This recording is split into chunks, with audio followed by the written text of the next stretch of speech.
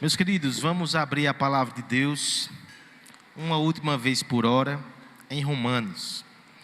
Nossa proposta foi ir até o capítulo 5 e hoje nós iremos encerrar.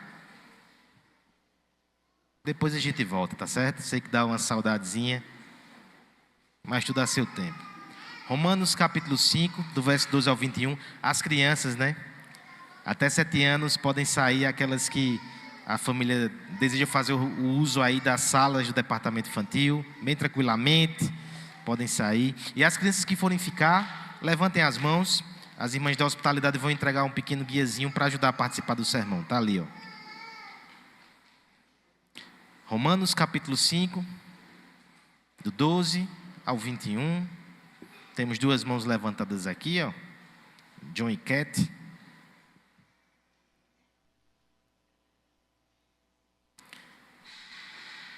Eita. As crianças, o desafio, tá certo? Quando vocês pensam em eleições,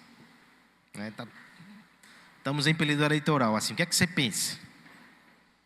Sei lá, uma passeata, uma carreata, um debate, não sei o que você pensa não, fique à vontade. Desenhe alguma coisa que te faça, essa associação com as eleições. Desenhe um candidato, desenhe qualquer coisa, desenhe uma eleição. E depois você vai chegar em casa e vai perguntar: papai, por que o pastor estava falando disso? Ô mãe, me diz um negócio, o que é que a igreja tem a ver com isso? Será que o pastor vai recomendar um candidato agora no púlpito? Misericórdia, isso não vai acontecer não, tá certo? Mas cabe a você explicar às suas crianças depois, e eu espero que você entenda isso. Às vezes até a criança é que vai explicar, se você não conseguir entender. Enfim, o que é que isso tem a ver com a salvação, com a igreja, com o evangelho? Uma eleição. O que é que isso tem a ver com a salvação? Veremos isso, tá certo? Romanos capítulo 5, do verso 12 ao verso 21. Eu peço que você acompanhe a leitura com atenção. Iremos hoje encerrar a nossa série em Romanos com essa porção, com esse texto tão importante, que vai nos falar sobre a obra de Cristo mais uma vez. Diz assim a palavra do Senhor: portanto, assim como por um só homem entrou o pecado no mundo, e pelo pecado a morte, assim também a morte passou a todos os homens, porque todos pecaram. Porque até o regime da lei havia pecado no mundo, mas o pecado não é levado em conta quando não há lei. Entretanto, reinou a morte desde Adão até Moisés, mesmo sobre aqueles que não pecaram, à semelhança da transgressão de Adão, o qual prefigurava aquele que havia de vir. Todavia, não é assim o dom gratuito como a ofensa. Porque se pela ofensa de um só morreram muitos, muito mais a graça de Deus e o dom pela graça de um só homem, Jesus Cristo, foram abundantes sobre muitos. O dom, entretanto, não é como no caso em que somente um pecou, porque o julgamento derivou de uma só ofensa para a condenação, mas a graça transcorreu de muitas ofensas para a justificação. Se pela ofensa de um, e por meio de um só, reinou a morte, muito mais os que recebem a abundância da graça e o dom da justiça reinarão em vida por meio de um só, a saber, Jesus Cristo. Pois assim como por uma só ofensa veio o juízo sobre todos os homens para a condenação, assim também por um só ato de justiça veio a graça sobre todos os homens para a justificação que dá vida. Porque como pela desobediência de um só homem muitos se tornaram pecadores, assim também por meio da obediência de um só muitos se tornarão justos. Sobreveio a lei para que avultasse a ofensa, mas onde abundou o pecado, superabundou a graça, a fim de que como pelo pecado reinou a morte, assim também reinasse a graça pela justiça para a vida eterna, mediante Jesus Cristo, nosso Senhor. Diante de um texto desse, o pregador até se pergunta: o que é que eu tenho mais a dizer? Até repetiu-se várias vezes aqui a mesma ideia. Mas que o Senhor nos dê a graça de poder entender com o máximo de clareza possível a verdade tão preciosa que está contida nessa passagem. Para isso, ore por mim, ore por você, para que o Espírito fale conosco nessa noite. Vamos orar juntos? Pai bendito, louvado e exaltado seja o teu santo nome. Obrigado, Senhor, pelo culto. Obrigado por esse encontro que nós temos aqui. Obrigado por essa oportunidade de te adorar e de te servir. E obrigado, Pai, porque nós temos agora o privilégio de, diante da Tua palavra, saber que haverá instrução por graça, haverá transformação pelo Espírito, haverá poder por causa de Cristo, Senhor. Nós te pedimos que a Tua voz seja ouvida para a santificação e para a salvação. É isso que nós pedimos em nome de Jesus. Amém. Imagine a seguinte situação não tão hipotética. Você é um estudante que sonha em ser médico. Não é hipotético não para muitos aqui. E de repente você consegue passar no curso na USP de medicina. Você vai dizer, pastor, está ficando mais hipotético agora. E você está ali vivenciando aquilo, tem sido um tempo, de grandes batalhas, de grandes emoções, mas diante de uma vitória tão grande, vocês resolvem montar uma comissão de formatura. Elege-se representantes.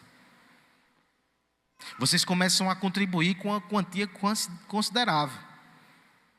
927 mil, de repente juntou-se esse montante. Até que um dia o seu celular vibra, e a presidente da comissão de formatura, ela vem com alguns esclarecimentos inusitados. Primeiro, ela afirma que não estava gostando da forma com que a empresa de formatura estava gerindo os recursos. E por isso ela fez uma solicitação para retirar o montante, 927 mil, para que ela mesma fizesse algumas aplicações financeiras para fazer esse dinheiro render.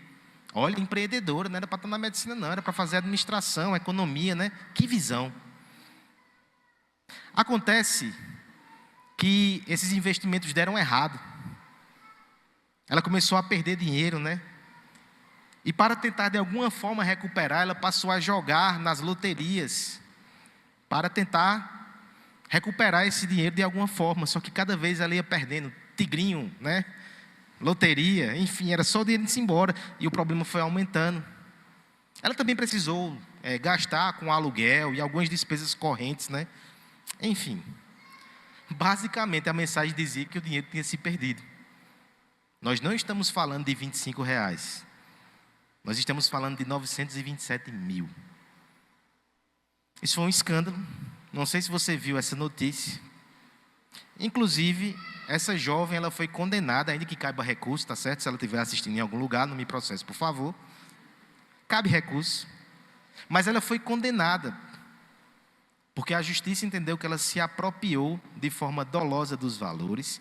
Inclusive, o fato dela jogar na loteria era para tentar limpar o dinheiro. Quem imaginaria uma dor de cabeça dessa? Imagina que essa turma volta no tempo e de repente está lá na eleição para representantes de sala. Será que alguém pensou nisso? Talvez não, Se fosse num curso de direito, talvez os mais desconfiados pensassem nessas hipóteses. Escolher um representante pode nos colocar em enrascadas e pode nos abençoar. E sim, eu estou falando em período eleitoral também. Estamos vivendo esse momento, Escolher um representante tem grandes implicações. Imagine que você escolhe um representante não somente político, mas você constitui um advogado numa causa. E o advogado perde prazo. Defende uma tese errada. Olha como você pode se prejudicar com isso.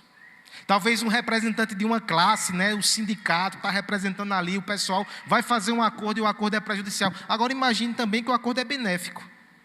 Todos aqueles que foram representados por ele serão sim detentores aí de privilégios e de bênçãos e de benesses. Escolher representantes é algo bem sério. Mas a pergunta da noite é: o que é que isso tem a ver com igreja, evangelho e salvação? É porque, na verdade, irmãos, o evangelho também trata-se de um processo de representação. A nossa mentalidade individualista, ocidental, ainda que por vezes lide com essa questão de representação, quando nós escolhemos os representantes, quando diz respeito à salvação, parece que isso não faz sentido para nós. Sou eu sozinho, meus atos, minhas obras e só. Eu sou o meu representante. Muito bonito, vai para o inferno pensando assim. A salvação envolve representação. E a teologia reformada entende isso quando faz a leitura da Bíblia a partir de pactos. E nós já mencionamos isso em outros momentos. Esse texto ele vai tratar exatamente disso. Vai mostrar que nós temos essa representação, tanto para entender a queda, os efeitos da queda e a condenação que está naqueles que são representados pelo velho Adão, mas também vai nos mostrar em termos de salvação e graça, que ser representado por Jesus é o maior privilégio que alguém pode ter nessa terra, é bênção eterna, é vida eterna. E vai nos mostrar inclusive que não há como fugir disso. Nós iremos fazer exatamente esse percurso. Mas antes disso, somente uma questão introdutória ainda. Por que Paulo termina Romanos capítulo 5 falando disso? Primeiro, nós temos uma razão contextual bem próxima. Há 15 dias atrás, nós vimos o encerramento do discurso de Paulo, falando das bênçãos ou dos benefícios da salvação. Vou relembrar a última vez: paz com Deus, o acesso firmados na graça e a esperança da glória. Desenvolvendo a esperança da glória, ele vai dizer que até as tribulações cooperam para o bem dele e aumentam a sua alegria. E ele termina extasiado com isso, ele termina falando de segurança de salvação. Ele termina lá em cima. Talvez o interlocutor imaginário possa chegar para Paulo e dizer: Paulo, que discurso bonito e empolgante. Só que eu olho para a minha realidade, eu vejo morte, medo, angústia, pecado. Seu discurso parece que não bate. Se o evangelho conquista tudo isso que você disse, porque eu ainda sofro. Paulo vai trazer essa teologia para mostrar que nós vivemos na sobreposição de eras ou de alianças. Temos os efeitos de Adão e os efeitos de Cristo convivendo juntos. Essa é a razão pastoral que ele emenda esse assunto. Mas eu quero considerar com você também outra razão, a razão teológica. Paulo vai encerrar o capítulo 5 das bases da salvação, e a partir do capítulo 6, que nós veremos em alguma outra oportunidade, aí ele vai falar das implicações dessa salvação, na santificação e por aí vai. É o último momento para ele falar sobre a justificação. Ele já falou tantas vezes, já usou tantas figuras, já abordou de diversos ângulos. Para finalizar, ele vai deixar muito claro que o evangelho envolve representação, porque quem não entende isso, não entendeu o evangelho. Vamos então nos debruçar nessa doutrina. E faremos da seguinte forma, tá certo? Primeiro nós vamos ver Adão como representante pactual, versos 12 até o 14. Quais são as consequências dessa representação. Depois nós vamos ver Cristo como representante de outra aliança, que vai do verso 15 até o verso 19. E por fim, os versos 20 e 21 são conclusão. E vão nos colocar diante da questão que o que nós não podemos é não escolher. Um dos dois representantes, sim, nós iremos ter. Primeiro representante, então, Adão. O primeiro pacto. Seus efeitos, do verso 12 ao verso 14. Peço que você me ajude na leitura. Verso 12 ao 14, leiamos todos juntos. Portanto,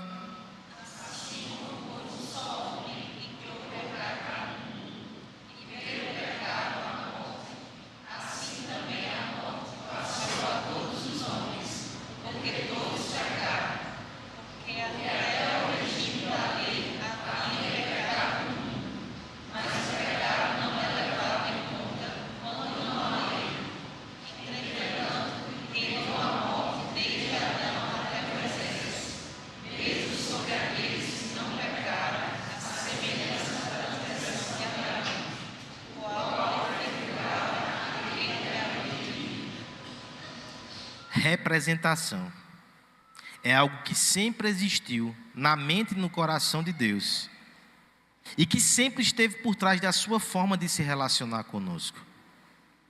O que o texto está nos mostrando aqui logo de cara é que o pecado de Adão não foi só de Adão. O pecado de Adão foi o pecado de Lucas. Foi o pecado de Esté. Foi o pecado de Quésia. Por um só homem entrou o pecado no mundo, depois a morte. Quando estava ali diante do Senhor, no estágio probatório, no jardim do Éden, o nosso primeiro pai, ele levava todos nós em seus ombros. Veja, tem um aspecto muito interessante aqui. Cronologicamente falando, quem pecou primeiro? Cronologicamente falando, no jardim, quem pecou primeiro? O presbítero André Rifas disse, pastor, vai entrar nisso mesmo? Quem pecou primeiro, irmãos? Eva.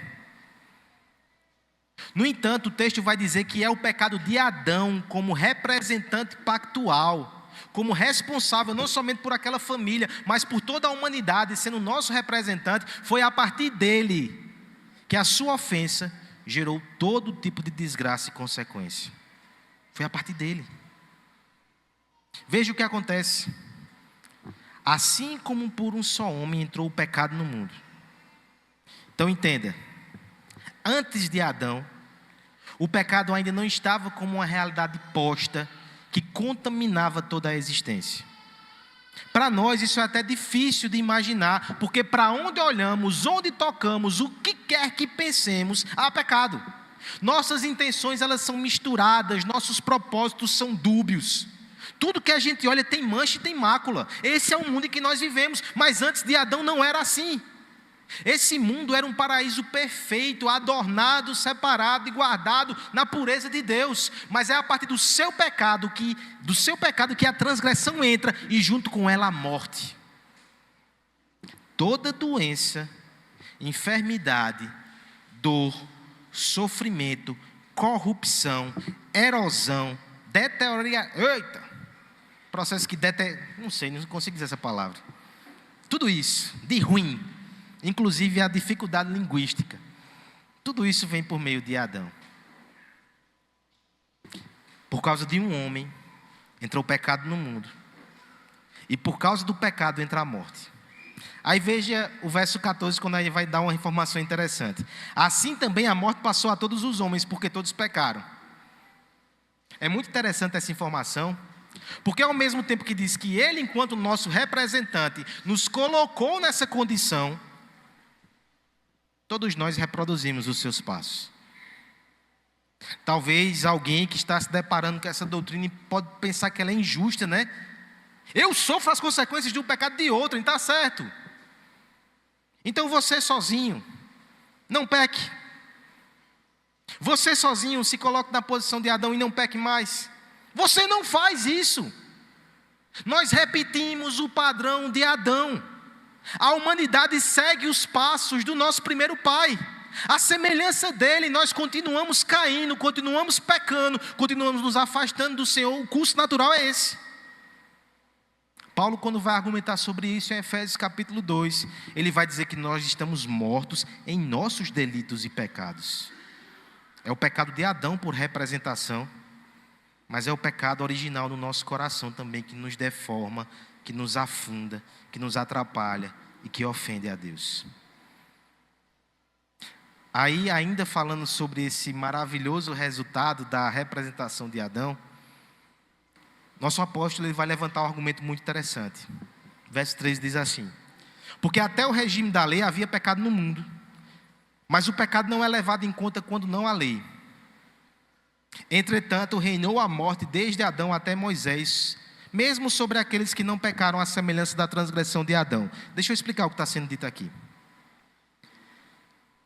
Quando nós temos a lei escrita, explícita e palpável, quando eu conheço os 10 mandamentos de Deus e aquilo está sendo exposto diante de mim, e eu resolvo pecar, eu me coloco numa posição de transgressão.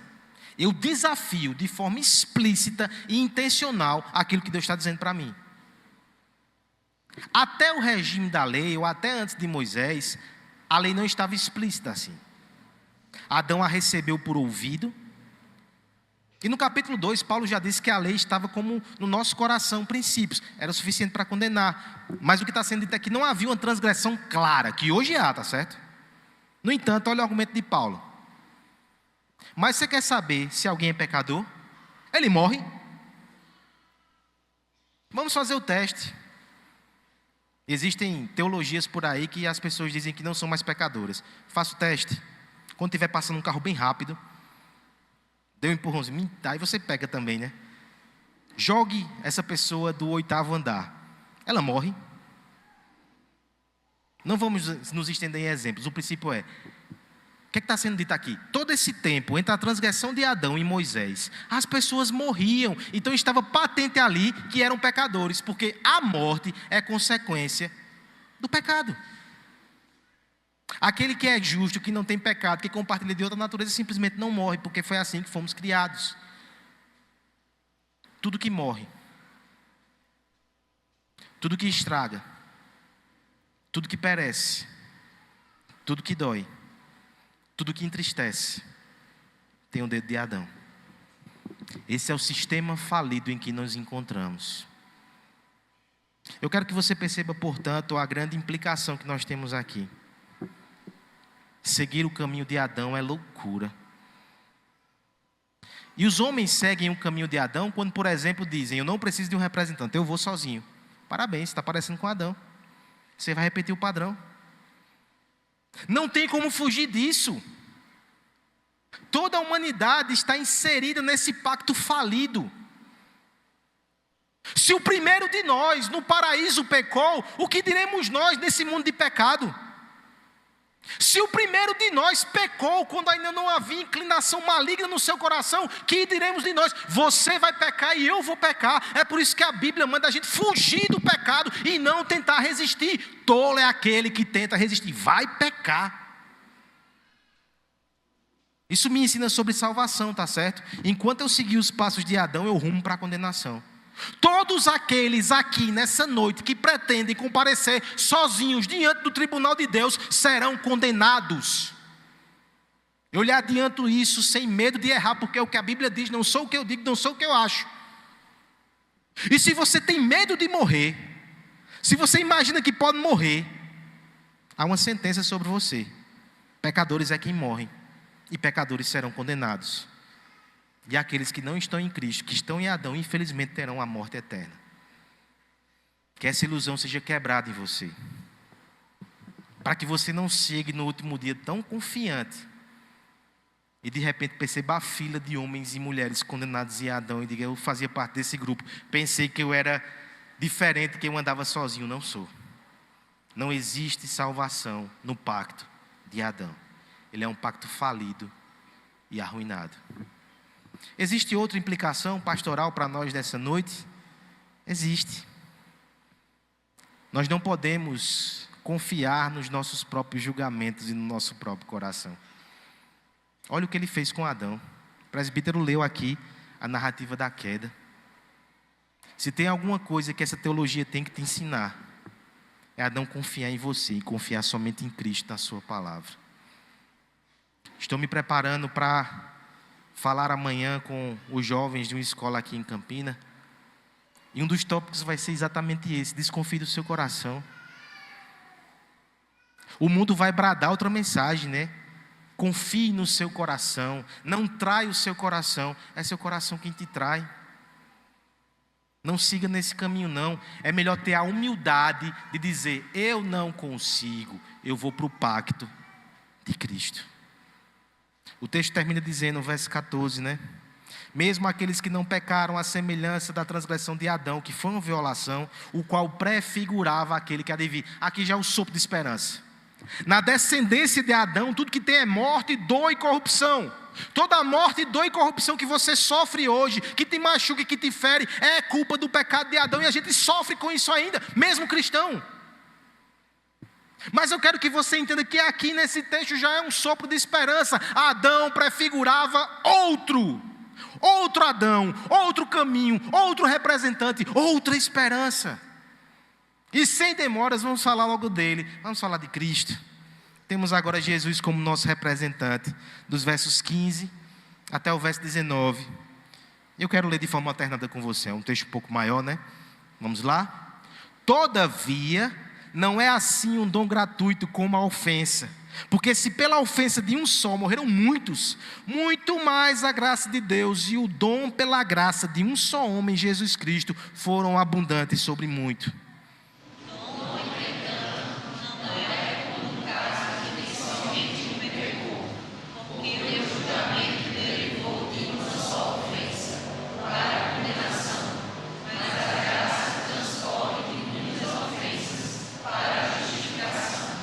Pela ofensa de um, e por meio de um só reinou a morte, muito mais os que recebem a abundância da graça e o dom da justiça reinarão em vida por meio de um só, a saber, Jesus Cristo.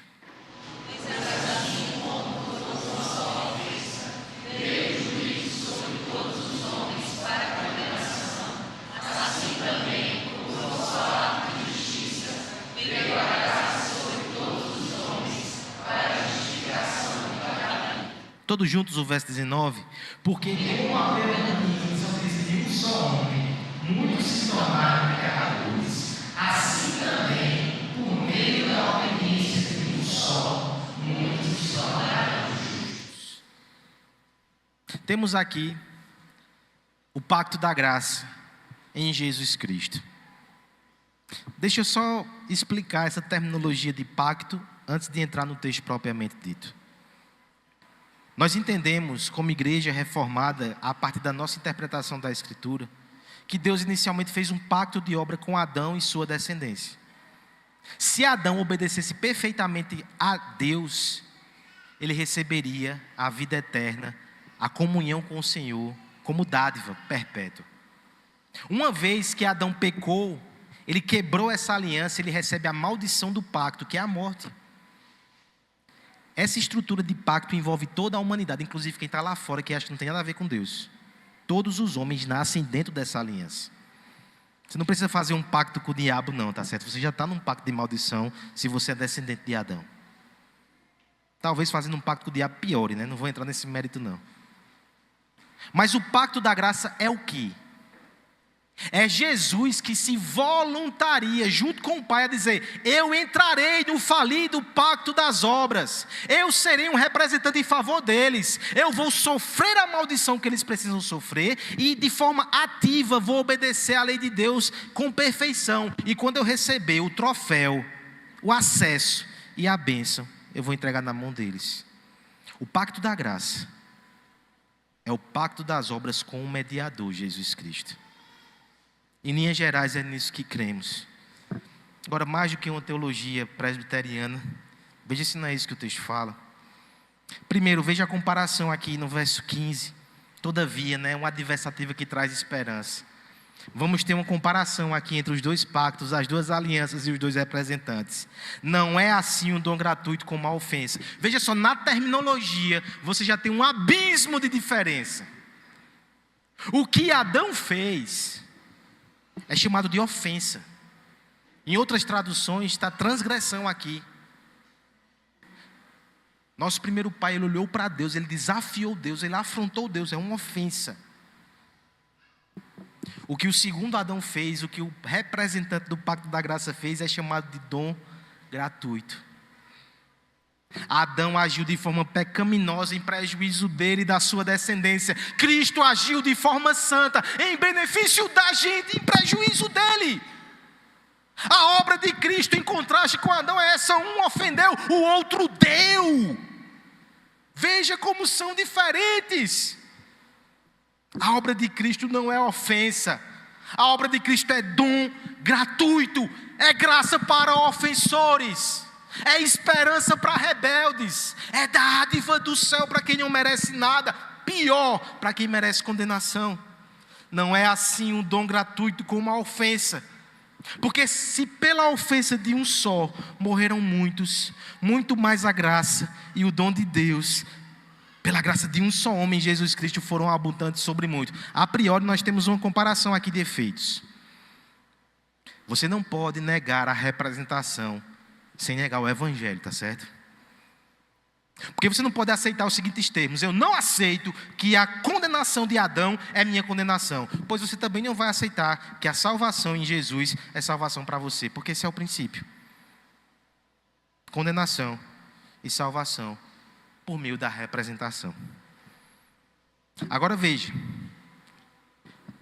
por mais que haja semelhança, o princípio de representação ele é semelhante, mas há uma diferença abissal aqui. Primeiro, no próprio representante, um é ofensor e o outro é doador. Mas olha no verso 16, como ainda há um senso de proporção aqui que é gigante. O dom, entretanto, não é como no caso em que somente um pecou, porque o julgamento derivou de uma só ofensa para a condenação. Mas a graça transcorreu de muitas ofensas para a justificação. Você percebe o comparativo e o senso de proporção aqui como é diferente? Adão, em um pecado, recebeu a condenação para ele e para toda a humanidade. Isso nos mostra a justiça e a severidade de Deus. Se você acha que Deus leva o seu pecado como coisa menor, faça isso por sua conta e risco. A Bíblia está nos mostrando que Deus é muito severo com o pecado. Deus não tolera o pecado. Um pecado trouxe a condenação. Agora veja como a justificação é diferente. Foram muitos pecados. Você saberia dizer quantas vezes você pecou hoje? Pensa aí um pouco. A gente nem sabe, né? Eu me lembro que Lutero certa vez disse que Deus coloca uma neblina sobre os nossos olhos para a gente não perceber os nossos próprios pecados. Porque se percebêssemos todos de uma vez, iríamos nos desesperar da própria vida. A gente vai percebendo aos poucos, na medida que a gente pode suportar. Mas o Deus Santo vê o meu pecado, todos eles, todos os dias. E é porque somos filhos, né? Imagine aqueles que estão aí na sua rebeldia. Quantos habitantes nós temos nessa terra? Quantos deles não são crentes e são inimigos de Deus? Quantos pecados não estão sendo cometidos nesse exato segundo? Perceba agora o senso de proporção do Evangelho. Um pecado trouxe condenação. 1 zilhão de pecados foram todos ignorados em Cristo. Os meus pecados todos ao longo de uma vida. O pecado que eu vou cometer saindo da igreja hoje, Cristo já levou ele na cruz. E Deus já resolveu essa equação. Ele já me absolveu, ele já te absolveu. O Evangelho é incomparavelmente maior do que a própria justiça da condenação. É uma desproporção da graça. Agora veja agora os efeitos do Evangelho, tá certo? Primeiro verso 16 já vai trazer aquele que é o primeiro efeito, que é a própria essência do Evangelho. O dom, entretanto, não é como um caso em que somente um pecou, porque o julgamento derivou de uma só ofensa para a condenação, mas a graça transcorre de muitas ofensas para a justificação. O que nós temos aqui é o contraste entre condenação e justificação. O que nós temos aqui é o próprio princípio da substituição sendo desenhado. Ao longo da história da igreja, nós temos pelo menos 3 correntes para explicar o que Jesus fez na cruz. Especialmente entre os pais da igreja, ali nos primeiros anos, muito se falava no Christus Victor, a vitória de Cristo, o triunfo de Cristo sobre o mal. Esse era o destaque, a ênfase que era dada. Cristo na cruz é a vitória sobre o mal. Colossenses fala sobre isso, né? Depois, da Idade Média e diante, especialmente na Reforma, a gente tem um destaque na substituição penal. O principal significado da morte de Cristo é que ele nos substituiu, levando sobre si a penalidade do pecado. Existe outra corrente de pensamento, essa até mais contemporânea, que fala da obra de Cristo como influência moral, que enxerga Jesus como um grande exemplo e um grande mártir, e como ele se doou pelos outros, nós devemos seguir o seu exemplo, e basicamente é isso. Ele fez aquilo para nos inspirar, para nos ajudar, para nos ensinar que devemos se sacrificar pelos outros. É bonito, mas é perigoso. Esvazia todo e qualquer significado de expiação e de redenção, é meramente um exemplo. Pois bem, eu quero lhe mostrar aqui nesse texto que o contraste entre condenação e justificação, ele aparece no verso 16, ele aparece no verso 18, ele aparece no verso 19, que fique muito claro qual é o significado principal da morte de Cristo. É a substituição penal. É transformar o injusto em justo. É declarar salvo aquele que estava condenado. É Ele em nosso lugar. Esse é o Evangelho. Isso não pode ser negado. No entanto, perceba que há os outros elementos aqui também nesse texto. Veja que interessante. Veja como esse texto nos dá capacidade de entender de forma ampla a obra de Jesus, fundamentada em primeiro lugar na substituição, mas perceba o verso 27. Se pela ofensa de um e por meio de um reinou a morte, muito mais os que recebem a abundância da graça e o dom da justiça reinarão em vida por meio de um só, a saber, Jesus Cristo. Lembra da consequência do pecado? A morte. A morte reinando sobre nós. Quando nós quisemos ser mais do que Deus, nós nos tornamos escravos em um regime de morte.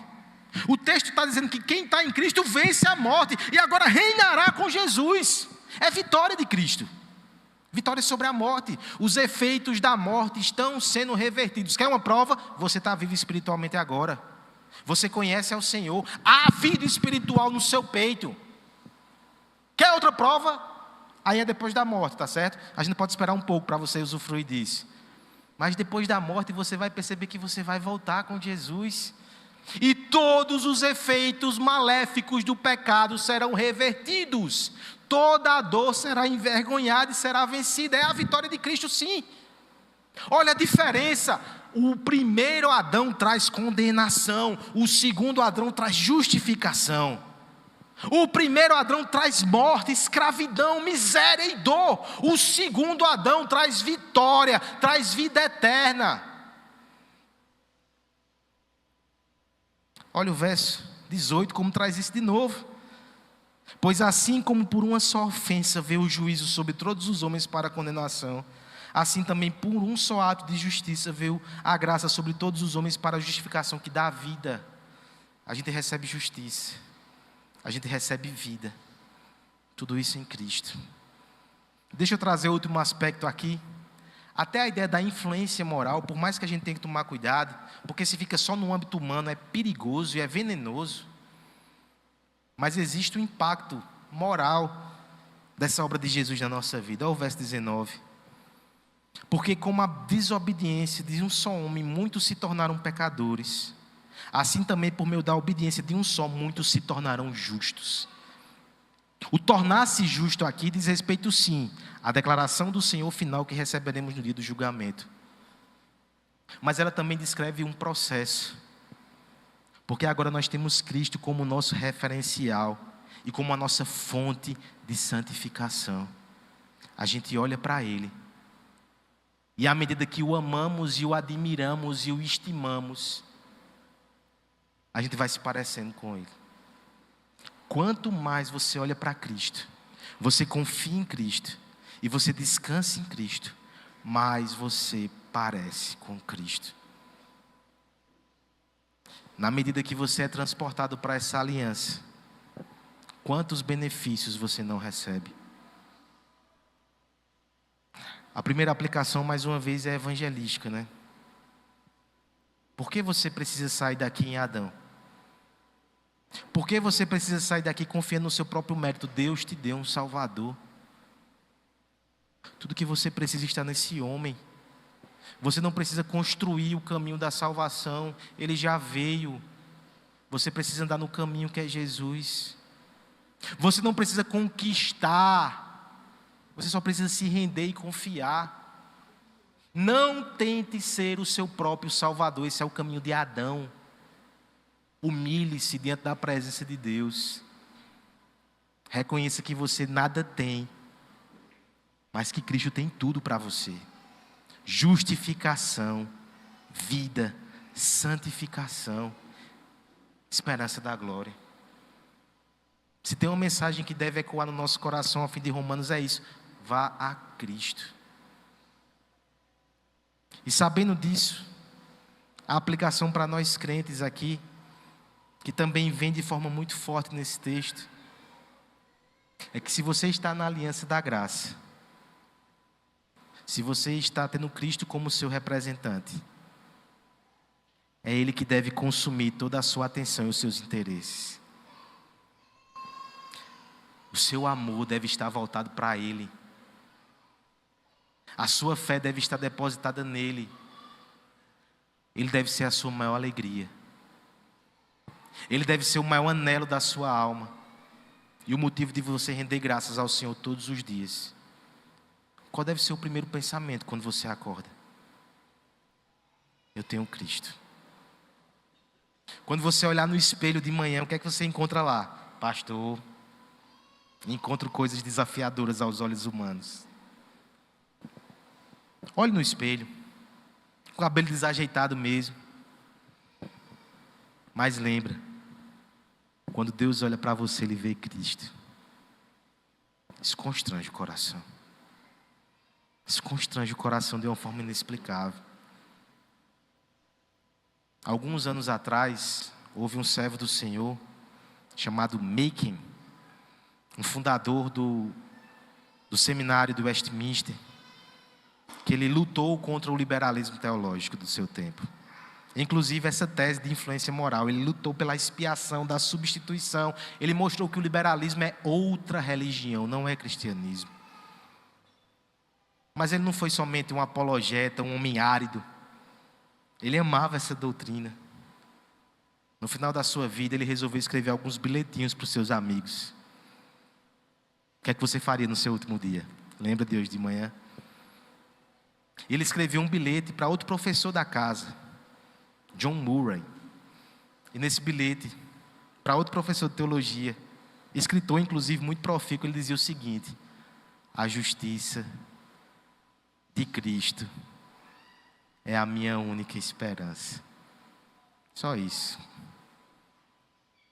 Aquela doutrina que ele batalhou a vida toda por ela, né? Era o consolo dele na hora da morte. A justiça de Cristo é a sua única esperança, meu irmão. É com ela que você vai comparecer diante do tribunal de Deus. Como não escolher esse representante? Só o pecado para explicar isso, né? Como não receber essa salvação? Como não se curvar diante desse Jesus? Deixa eu terminar nos versos 20 e 21. Eu quero lhe mostrar que escolher nem é uma opção. Há um plano de redenção e há uma condenação geral. Verso 20 e 21 vai resumir isso, e aqui nós iremos encerrar nossa série nesses capítulos de Romano. Vamos ler tudo juntos? Sobreveio a lei.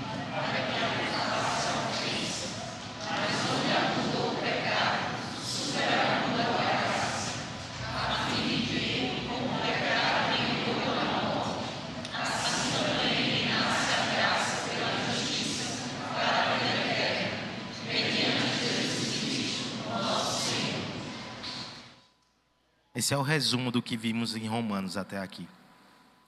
Esse é o resumo do Evangelho. Esse é o resumo da história da redenção.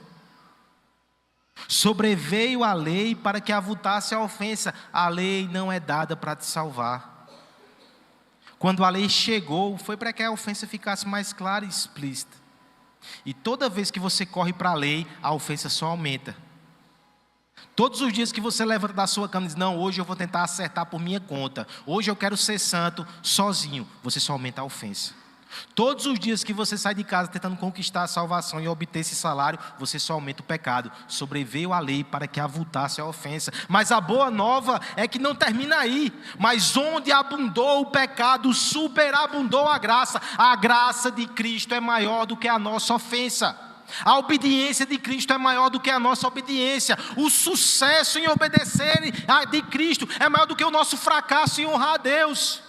Onde abundou o pecado, superabundou a graça, a fim de que, como o pecado reinou pela morte, assim também reinasse a graça pela justiça para a vida eterna, mediante Jesus Cristo nosso Senhor. Esse é o Evangelho. Essa é a história da salvação, essa é a história da sua vida. E eu lhe pergunto: onde você está? Qual é a sua aliança? Qual é o seu pacto? Qual é o seu representante? Se você nessa noite ainda está no velho Adão, eu temo por você. Meu coração dói por você. Você está caminhando para a condenação. Acorde, desperte e corra para Jesus. Sua história pode mudar hoje. Entregue a sua vida a Cristo, para que a graça reine na sua vida, para que a morte seja afastada do seu horizonte, para que a vida eterna lhe alcance, para que você tenha paz com Deus, acesso ao Senhor, esperança da glória. Só é possível isso em Cristo. Considere essa verdade. Foi isso que ecoou aos nossos ouvidos todo o tempo em Romanos. É disso que fala a Escritura. Não saia daqui em Adão, saia daqui em Cristo. Só nele há salvação. Ele é o representante do pacto da graça. Que privilégio ter Jesus. Que privilégio ser dele e saber que ele é nosso. Se você já é salvo, se você está nessa aliança, que você saia daqui feliz nessa noite. Você tem Jesus. Você tem muito. Você tem tudo.